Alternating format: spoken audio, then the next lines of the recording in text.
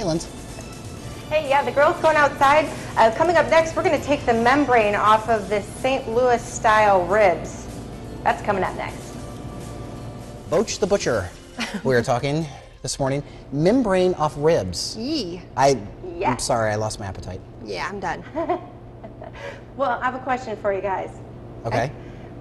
Would you eat the moon if it were made of ribs? Yes. I don't know. Harry Good Carey. answer. Channeling my inner Harry Carey this morning. We are making ribs. We're going to pull the membrane off. Dan Bile joins me now with the Butcher Block. Explain a little bit about... This is a St. Louis style spare rib. Yep. We're going to show you how to cook a St. Louis style spare rib. The way the Kansas City Championship Barbecue Society champion showed us how to cook ribs. Okay. It's a 3-2-1 method, 3 hours, 2 hours, 1 hour.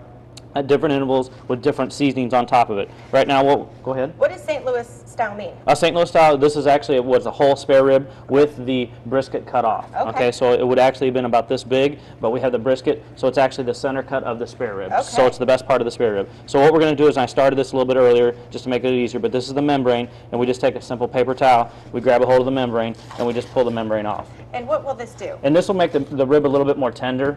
It's just a pretty tough little piece of membrane that you just want to pull out of there. So that we've got that done right there. So we're just going to turn the rib over. Perfect. We're going to take the touch of cherry, and we want the layers of flavors on the rib, and we have the Kansas City Championship. In order to hold that on, we're just going to take a line of yellow mustard and run it down there, and we're going to rub that in. Okay. Yum. Never thought that I'd be rubbing mustard on a set of ribs this What morning. the mustard does is it acts as a little bit of the vinegar in it, breaks down the enzymes of meat, plus it acts as a holding agent for your product, your rubs. What this is going to do is when you bite into the rib, it's going to give you nice layers of flavor, so that's why you put them on at different intervals. So we just put the touch of cherry on. Now we're going to put the Kansas City Championship on, and we've sprinkled them on both sides pretty liberally. These guys in Kansas City know what they're talking about. They win 9 world champions, so I'm saying that they know what they're doing.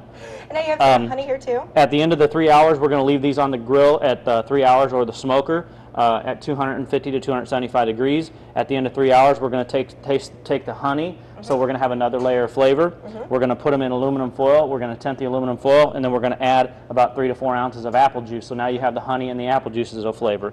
At the end of the 2 hours, we're going to take a little bit of the Kansas City barbecue sauce.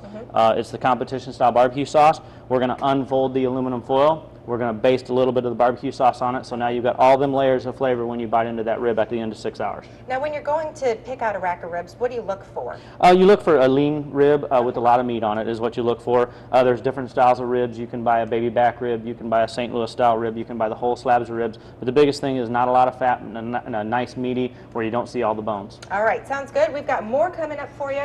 We're going to make some kebabs this morning. We're going to talk about different types of steak. So if you're planning on grilling this weekend, rather, for Memorial Day, we're going to get you all set up.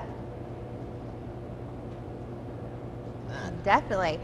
Tate and I actually get to do the taste testing. The judging at the barbecue. Some of you might have some good grilling tips. If you I don't, have none. You don't have any?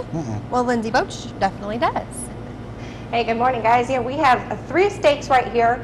I'm going to quiz you guys. I'm going to let you look at them for a little bit, and then I'm going to have you guess which ones they are coming up after the break.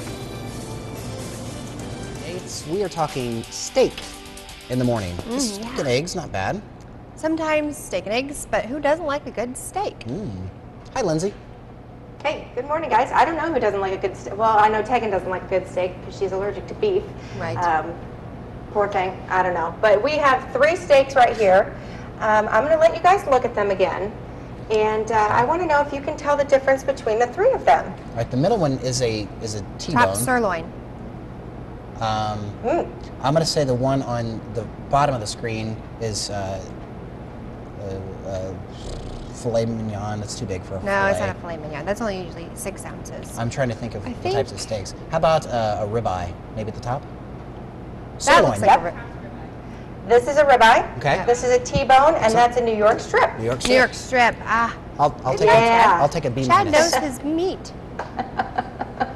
Yes, and we are talking all about different types of meat this morning. We made some ribs earlier, and now we're going to talk about the differences between these types of steaks. As you can see, they look different, but they also come from different parts of the cow. Dan Vile joins me now. Explain a little bit about these three different steaks. Well, a little bit about the beef is, first of all, we at the Butcher Block use nothing but certified Hereford beef. So you start with a good quality beef first.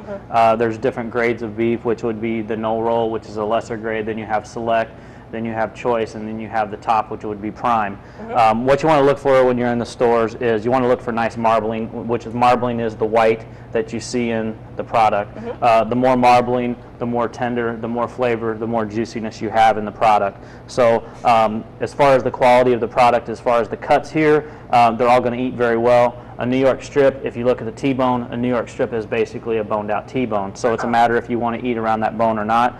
They're both going to give you good flavor. The ribeye, of course, is from the front of the cow, but they're all three going to eat very, very well. The next steak that's probably better than them would be the beef fillet.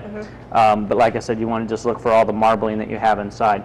The other thing you want to do is, if you're adding a flavor to it, we have a bunch of different rubs that we have out here and marinades. We have a mesquite rub, which is going to add a little mesquite flavor to it.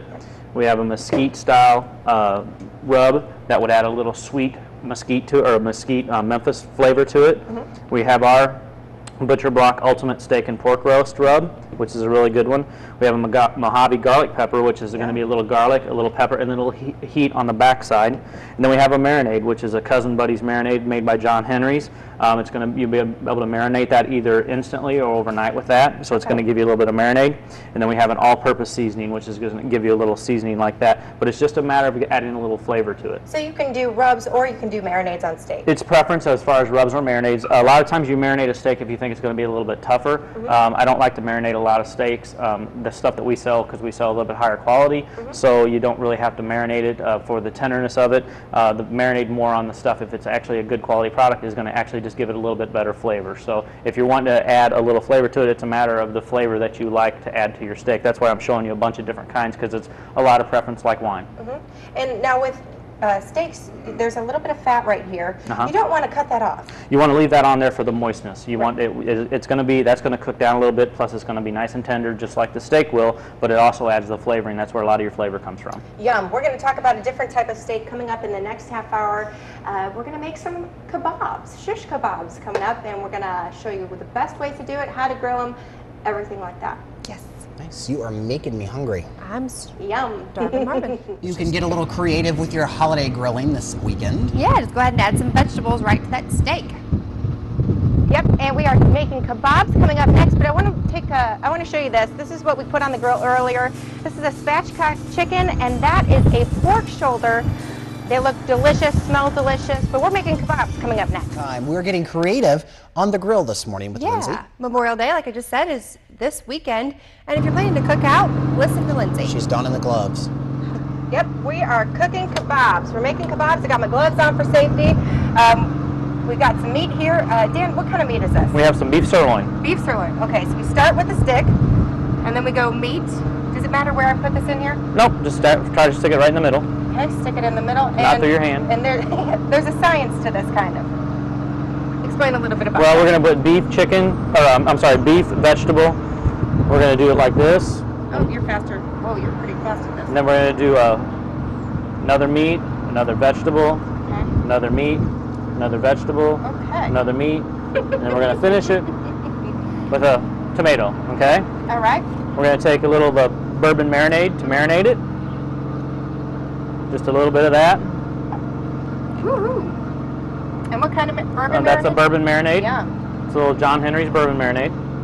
Then we're going to put a little Mojave garlic pepper on it. Yum. Sprinkle that on there pretty liberally. And you can put any kind of marinade. It's kind of preference, just like kind of the steak. It's kind of your preference of choice. And then we're just going to set it right over on the grill. All right, so here's another tomato. There we go. We got another one. We'll go ahead and throw it on there. Marinate that. Are there any tricks to this? Mine's prettier.